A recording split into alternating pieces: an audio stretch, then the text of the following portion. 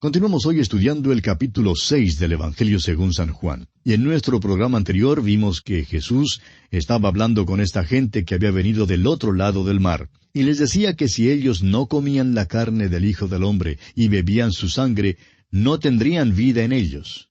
Porque su carne es verdadera comida y su sangre es verdadera bebida.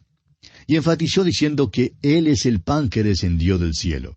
Y el que come de este pan vivirá eternamente.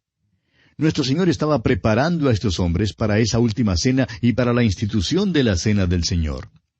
Ahora, al parecer, esto es algo que no debe tomarse en sentido literal porque Él estaba allí mismo con ellos.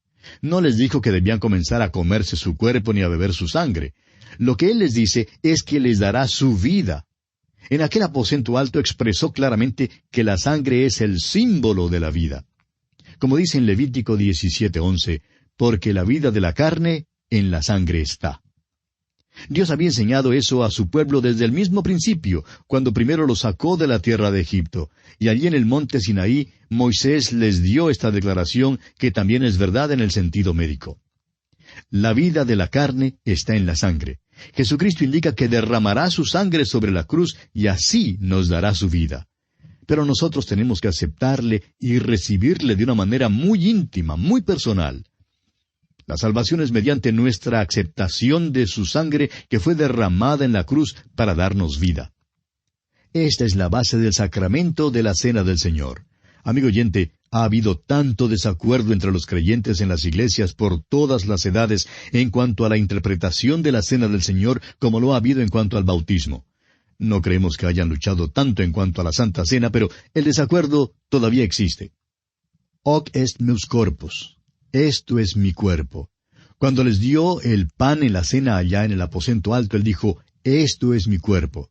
Ahora ha habido diferentes maneras de interpretar estas palabras según la palabra que enfatice. Hay quienes enfatizan la palabra esto. Por ejemplo, dicen, esto es mi cuerpo. Dicen que es posible transformar ese pan en la misma carne de Cristo.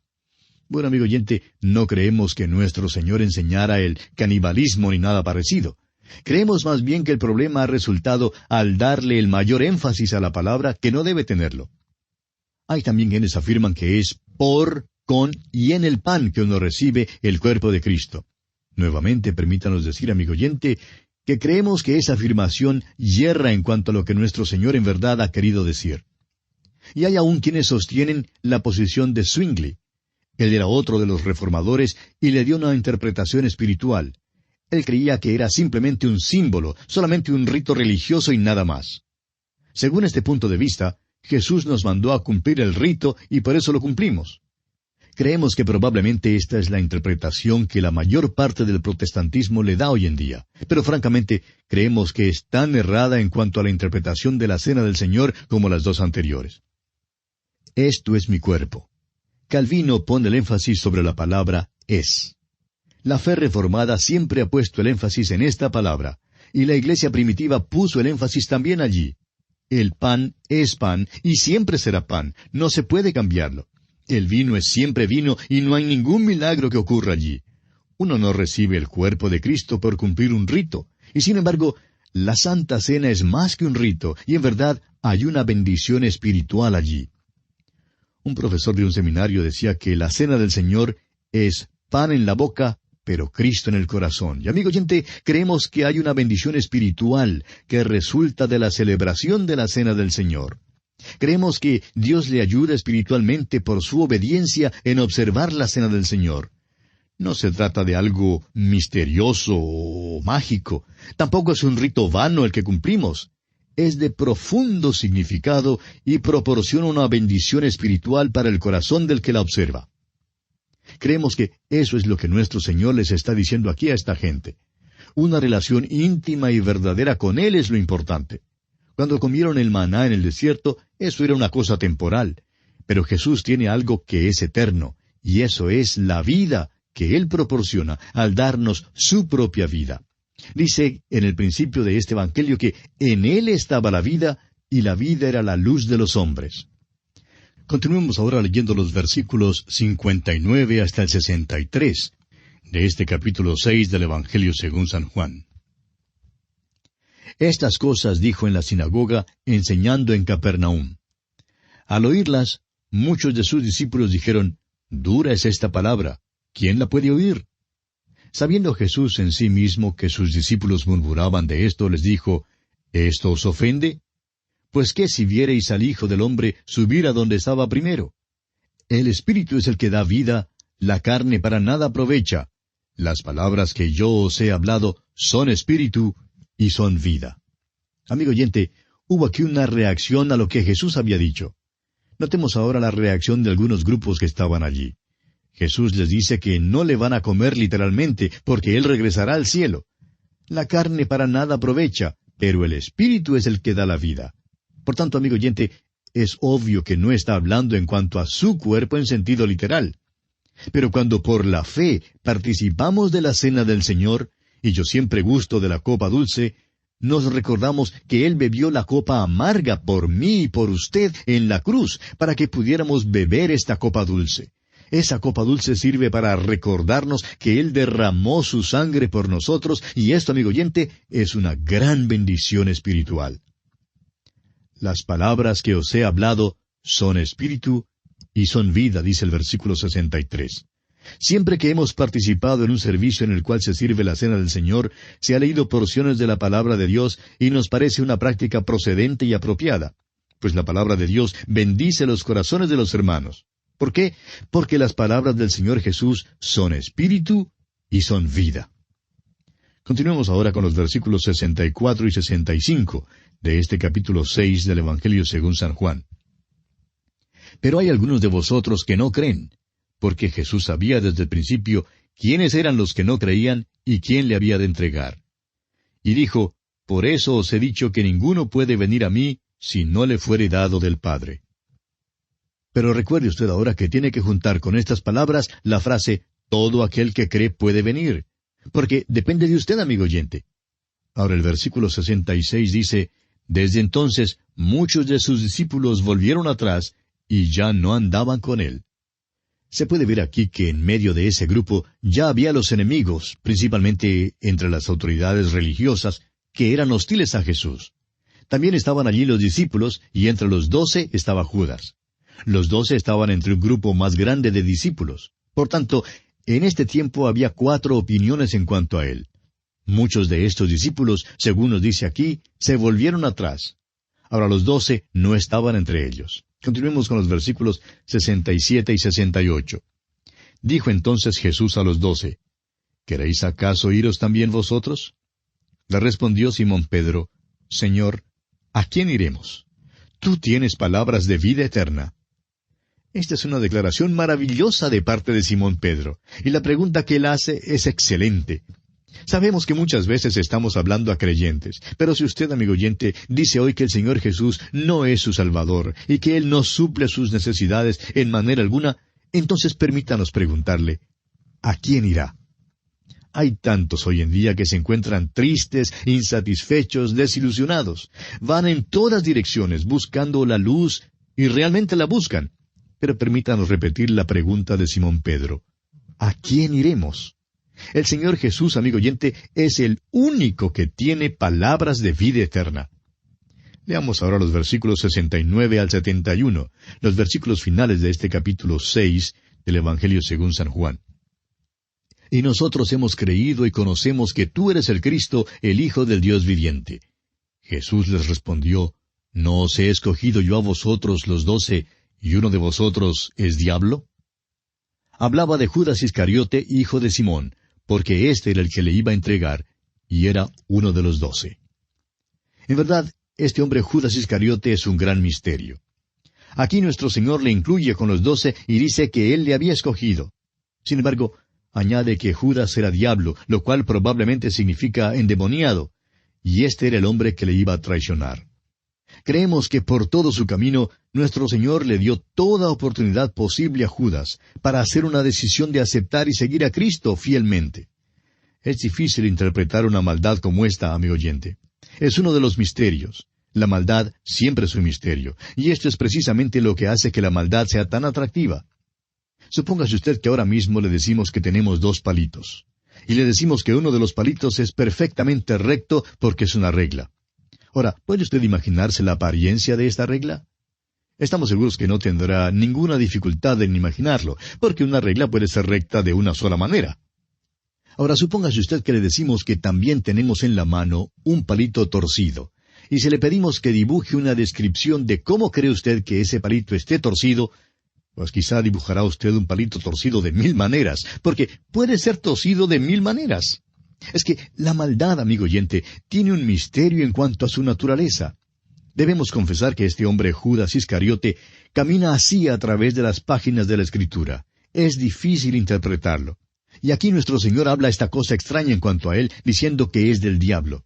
¿Qué contraste a esto presenta el testimonio de Simón Pedro? Él dijo, nosotros hemos creído y conocemos que tú eres el Cristo, el Hijo del Dios viviente.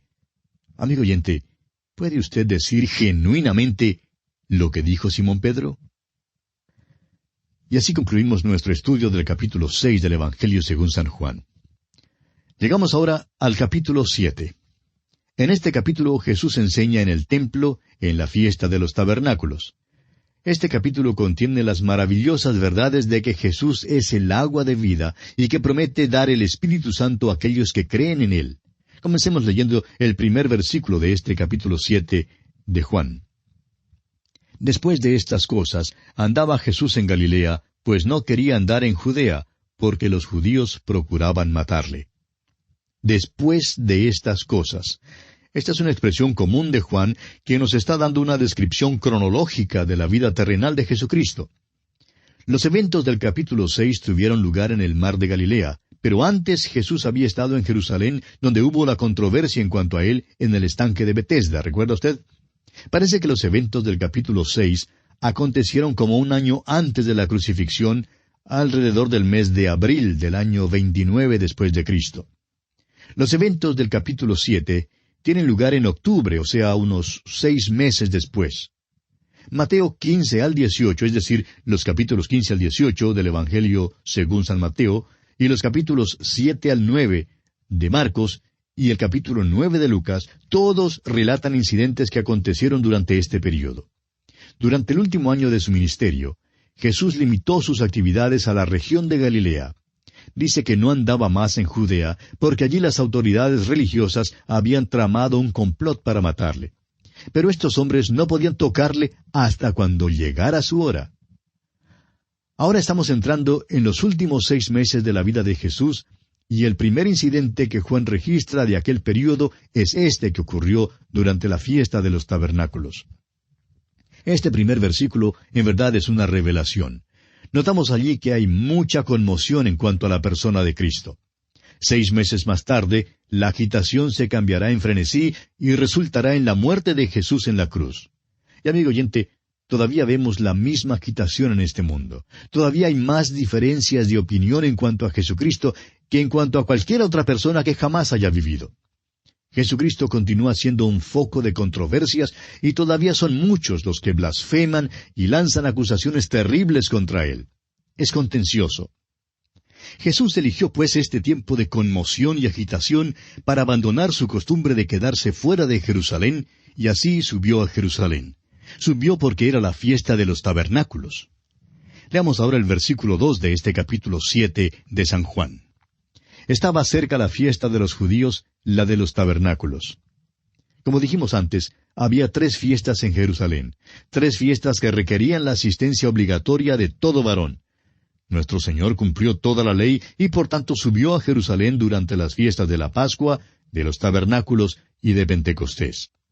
La fiesta de los tabernáculos se describe en el capítulo 23 de Levítico.